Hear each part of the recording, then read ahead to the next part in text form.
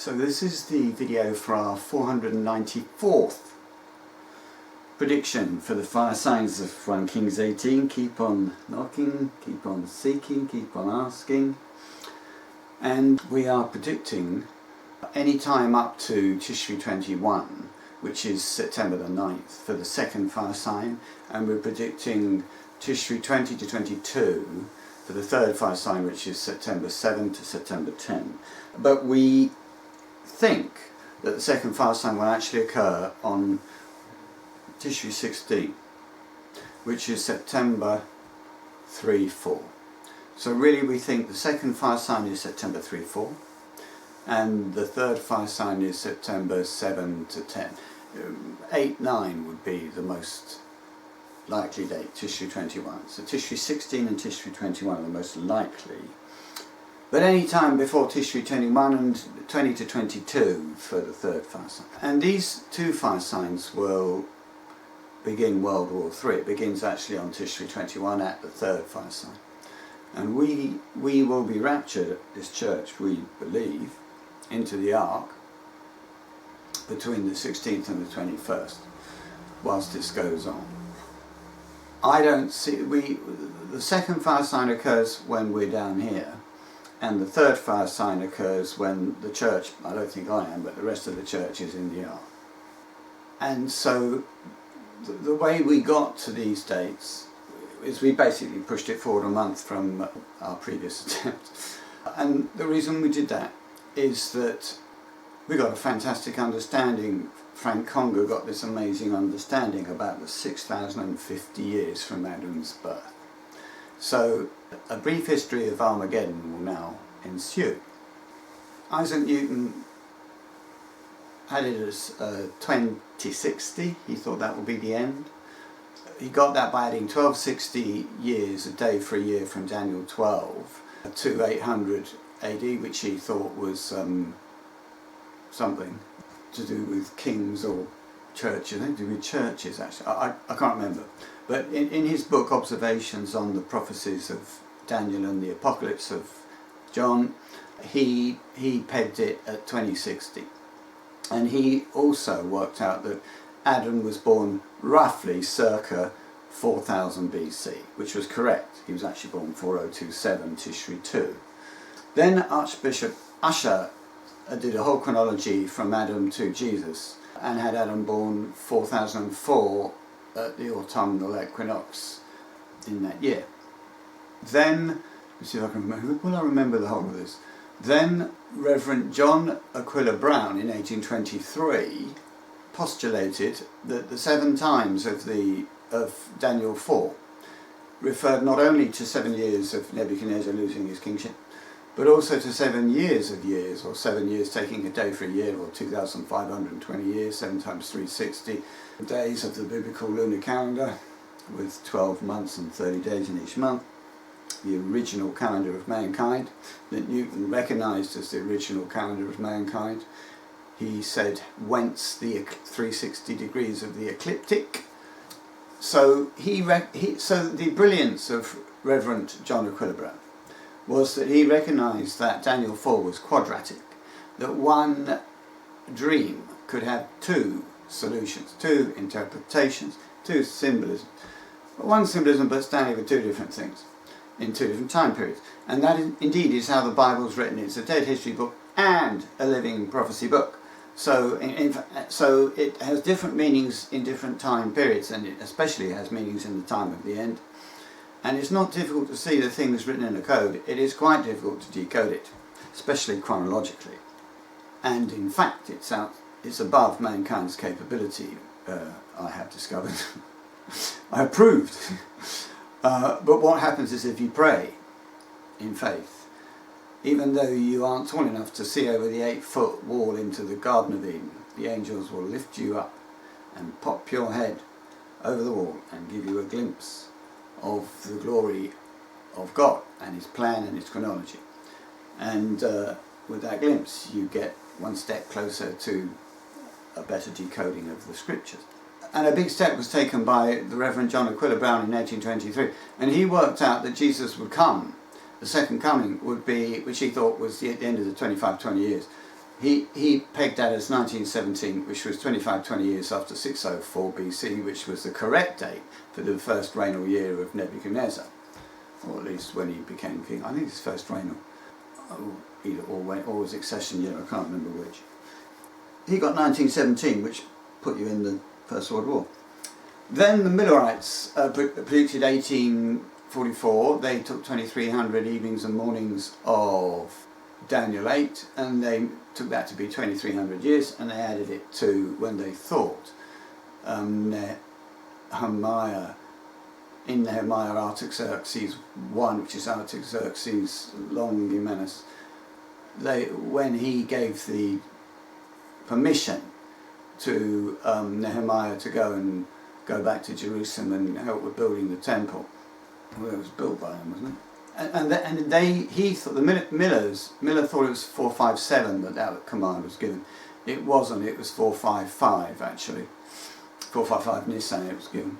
And that was 69 weeks of years, 483 years of Daniel 9, before John the Baptist started baptizing in actually 29 Sivan. He started baptizing, but he was anointed to baptize in Nisan, first fruits, 29. And the Messiah is the anointed. So there was 483 years or 69 weeks of years before the anointing of John the Baptist, until the Messiah. So not bad, not a bad attempt by Miller, but the wrong interpretation of the 2300 evenings and mornings. But he was the sort of, I can't say he was the father of it, because John Aquila Brown preceded him, but he was one of the shoulders upon which our new 6050 prophecy stands. It all stands on Newton, and his stuff stands on the first guy who really went for this was Philo, who was a contemporary of Jesus, and then I think Barnabas or some of the early Christians had this 6,000 year concept.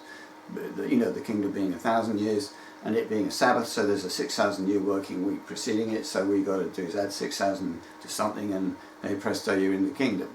Not quite that simple, it's actually 60-50. Alright, so then after the Millerites, who gave birth to the whole Seventh-day Adventist movement, there was Nelson Barbour, who thought it would happen in 1873, and he was influenced by the Millerites. And then Charles Russell, who founded the Watchtower, became a disciple of his. And then they split up because Nelson got upset when he got disappointed. They call 1844 the Great Disappointment. Wrong way to look at it. It was a great advance, but there's more than one step in a difficult journey. You want to walk to the shops, you want to do it in one step. So these people made steps, but some of them got upset when their step didn't end up in the right, being the end of the journey. There's a Chinese expression that long journey starts with one single step, and I guess the spiritual version of that, as regards predicting Armageddon, is long journey takes a large number of steps.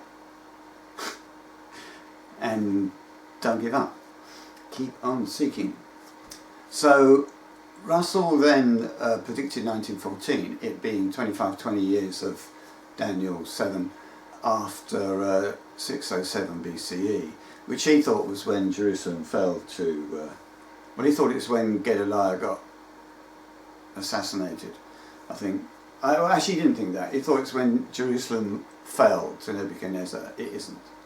It fell in 586. And then Franz tried to fix that, I think. One of the Franzes, Ray would have been, in the Watchtower, to be Gedaliah's assassination. In fact, 607 was Tishri, was the first secular year after the victory of Pharaoh Necho over Josiah, when he killed Josiah. And it was the first secular year when the Jews paid tax to a Caesar who was not a Jew. That started because Pharaoh Necho wasn't Jewish. And that began the Gentile time. So Russell actually, through providence rather than interpretational competent, reached, I better be careful what I say because he's alive as an angel in the ark at the moment, in the third Holy Spirit. Anyway, I'm sure he'd be happy to have been blessed by the Holy Spirit and to have achieved it through their help. He got the start date right, but he put the wrong event on it. And the continuous Gentile times did end in 1914 with the First World War, which was the start of the signs of the times in Matthew 24. So both him and John Aquila Brown put Jesus is coming in the First World War. In fact, the second coming was 1889, L9, and he didn't understand where he was. It was when he himself accepted the first New Covenant saint into his church, he being the first.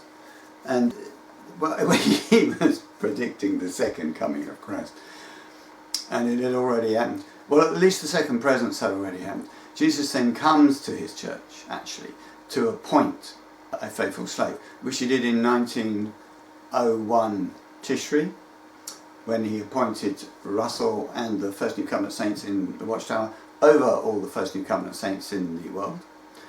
And they were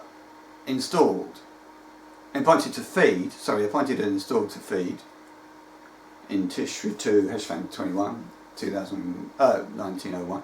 And in 1905, Nisan and Sivan at the Pentecost was when they were appointed to rule. So Jesus came in 1901. He was present in 1889. And what Russell did is predicted two events that had already occurred, unbeknown to him. He knew that he had some 1NCs in the church. I think he may have known he was a faithful and discreet slave, actually. These things are so tantalising, he was so close. And he knew something happened in 1914, and obviously when the First World War broke out, he thought, well, this has got to be Armageddon. Who wouldn't have thought that? But it wasn't, because the end is not yet. So that was Russell's brilliant attempt, but he was standing on the shoulders of really John Aquila Brown, who came up with the concept that the 7 times of Daniel 4 was 20 years, and he was standing on the shoulders of the Millerites and Barbour, who got him into the ball game of predicting the second coming of the Christ. It's amazing. Charles Russell was the third Elijah, and he didn't know he was. Armstrong thought he was, Herbert Armstrong, W. Armstrong, thought he was the third, an Elijah. Armstrong got that right. There needs to be an Elijah, but it wasn't him. He predicted 1943. And then there was this Pentecostal guy who predicted, Branham, I think, or Branham or something, and he predicted I think it was 87. Oh, that's right, Nelson Barbour did The Midnight Cry, didn't he? That was his book. Then there was, I can't remember his name, who did a book that sold 63 million copies, but he was really a commercial guy. Then there was Harold Camping, who he predicted a whole bunch of dates before he died, but he was a commercial guy, made 120 million out of radio stations. So there was a couple of commercial people who didn't get the date but made a lot of money. And then there was me, who realised that the 6,000 years did not begin at Adam's birth, because the world didn't begin then. The world began at Adam's sin, and in fact it didn't even begin then. It began when Jesus agreed to pay for Adam's sin and made the angelic ransom covenant with Jehovah. So it began on actually 3993 Nisan 15. And you have to count 6,000 years from then, which takes you to 2008. And so I predicted 2008 Nisan 14 for the end of the world. And it was the end of Michael's 6,000 year lease, but it wasn't the end of the world. And the reason it wasn't the end of the world is this.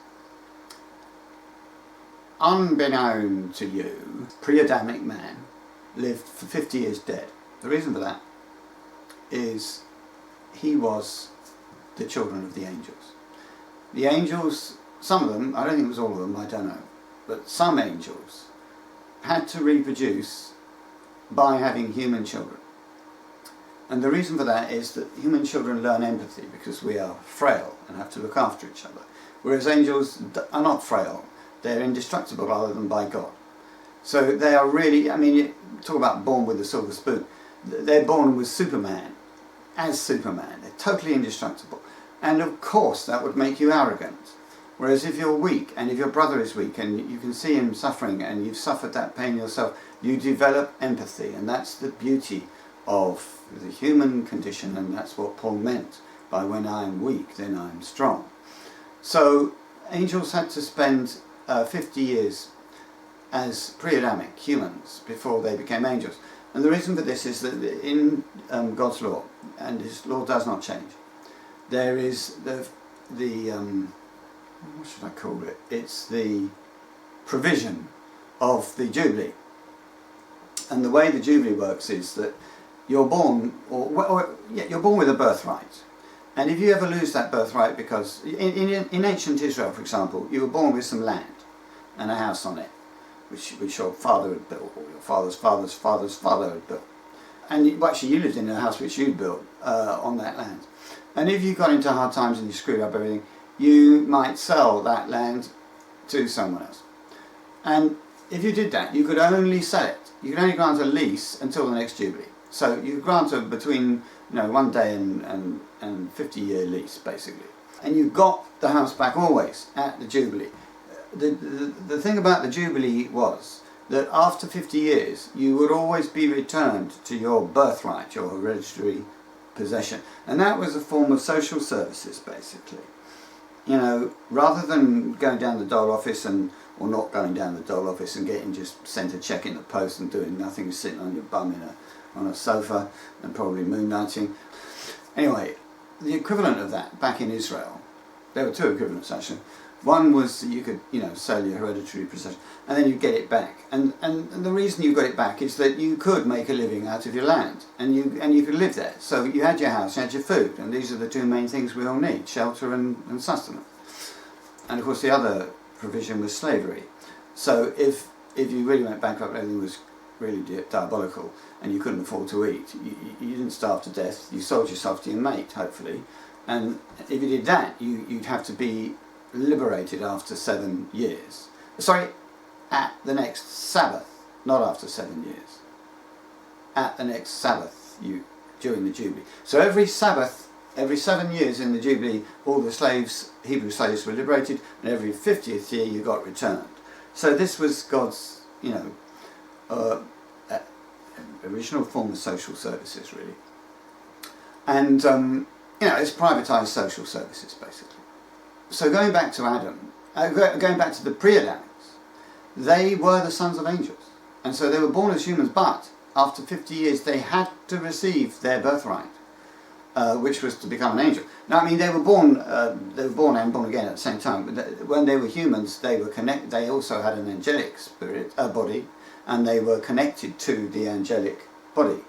They were pre-Adamic, just as we are. We have angelic bodies, but we're connected to them.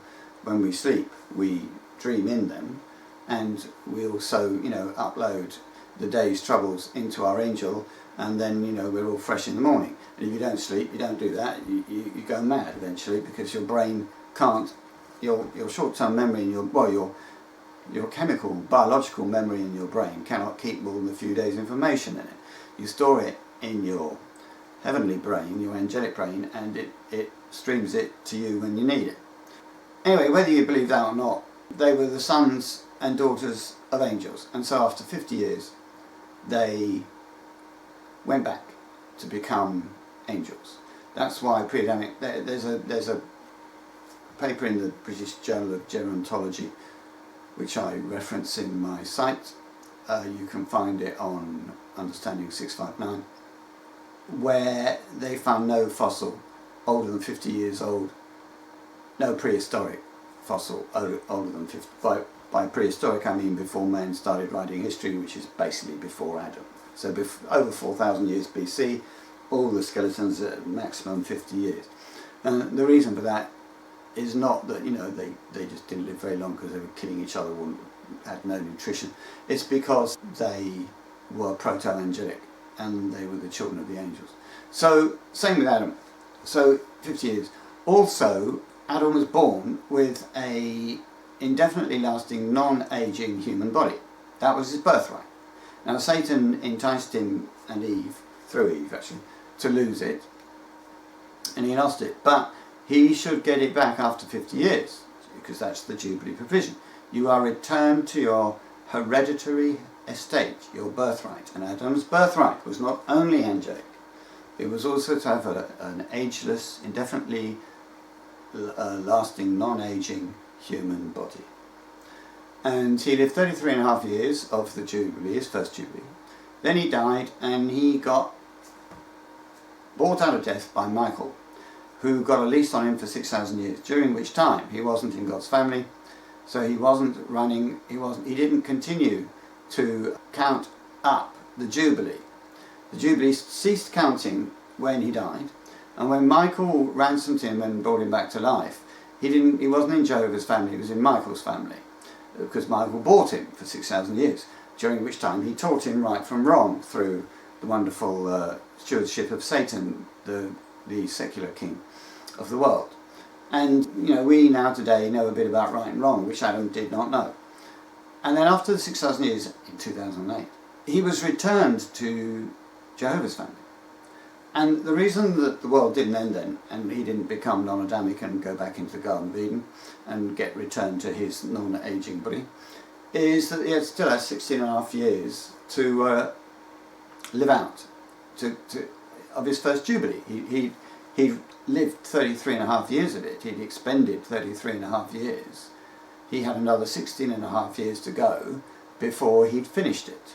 So he had 16 and a half years to 2008, and you get 2024 Tishri, 2008 Nisan 14.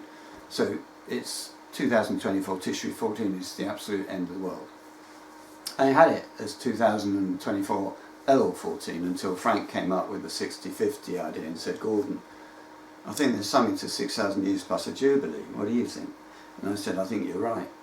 And then it became obvious that Adam gets released and we all stop being Adamic, and so the first death Passover, when the first death ends and we stop being Adamic or Canaanian and we become non-Adamic, must be 50 years after, well, it must be actually the Jubilee release day, which is Tishri 10, in the 50th year of Adam's life, whole year, and he was born on Tishri 2, 4027. So the first whole year began Tishri 1, 4026, and you count 6,050 years after that, 2024 Tishri 14, and that's the end. And that was 1 month forward of my chronology at the time, so I had to move everything a month forward, which it was possible to do by swapping the appointments of Laodicea and Zoe around. So I did it. I didn't know which one got appointed first. I assumed it was us. It wasn't. It was them. So doing that, it bumped forward by 1 month our appointment over the two NCs in Isaac Zoe, which I needed, or I couldn't have moved it. So I was able to move my chronology 1 more month forward to meet up with Frank's 60-50, and that's where this all comes from. So now we have that we were appointed over the two NCs 2016 Elul 21, and then you count 7 times of the LW alienation times to 2023 Elul 21. Then you count 30 or 31 times of the census count of 1 Kings 18, 42 to 44, and that takes you to Tishri 20 to 21-22.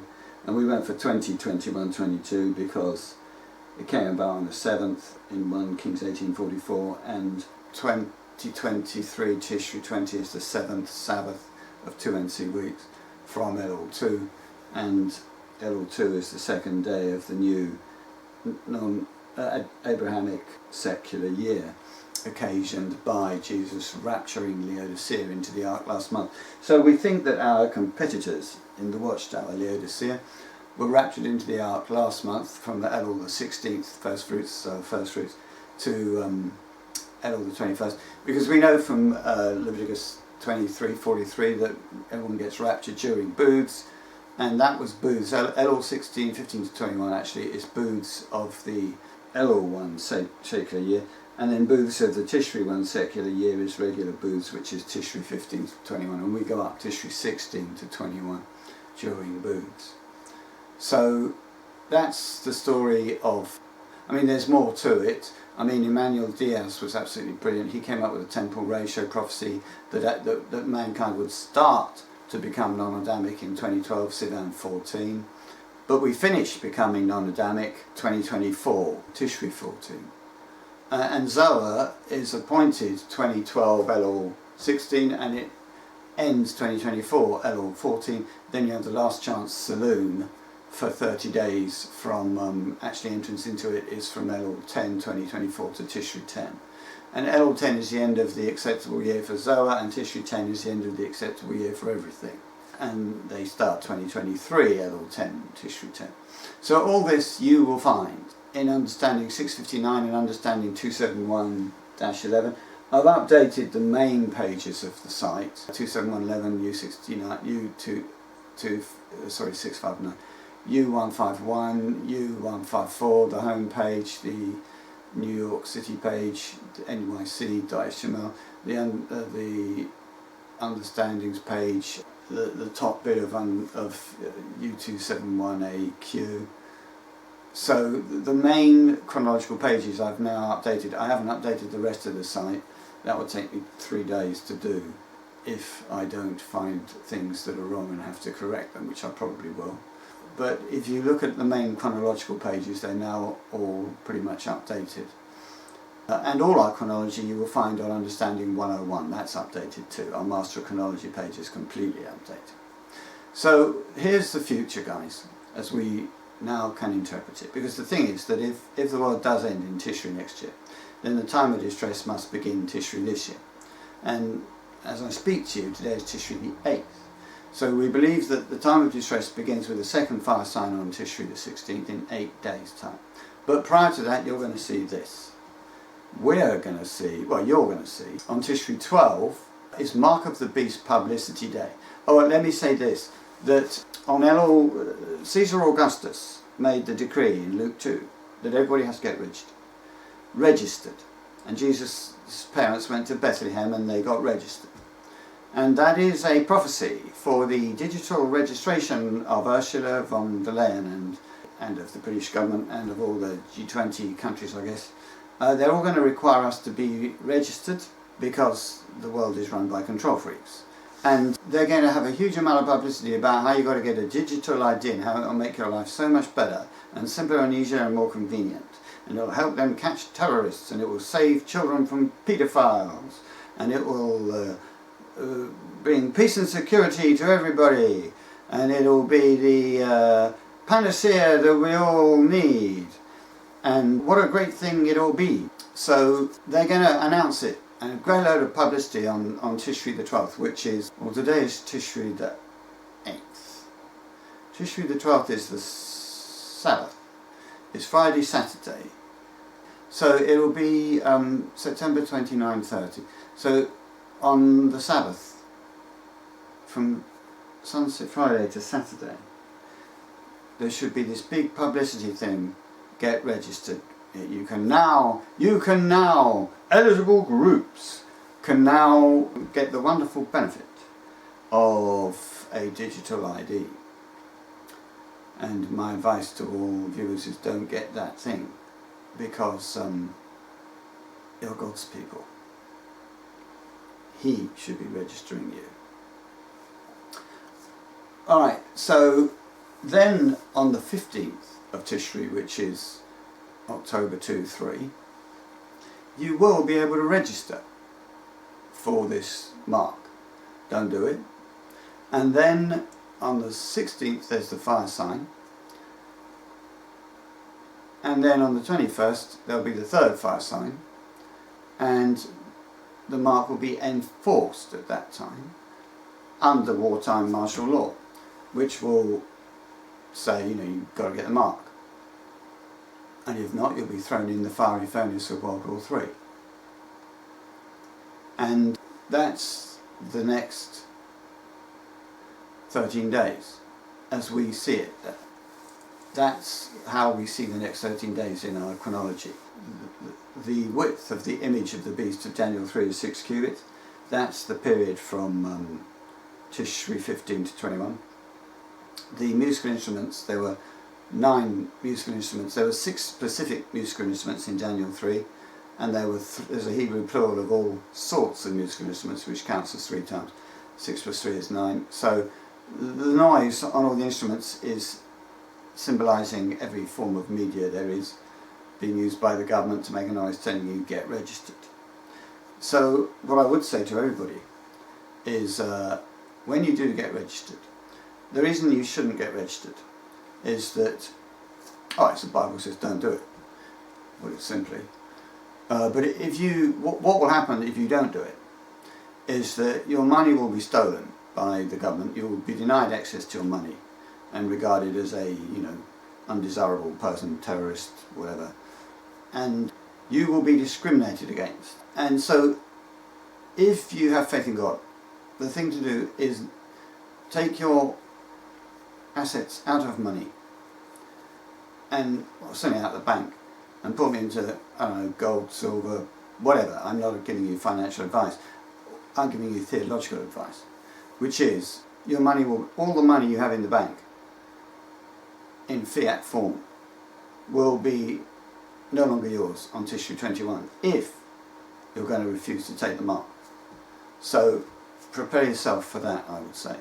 It's not quite as dire as it seems, because all those who don't take the mark and who have either faith or love will be raptured into the ark or actually be passed over, executed and resurrected on the 3rd day into the ark, which all it means you fall asleep and wake up in the ark.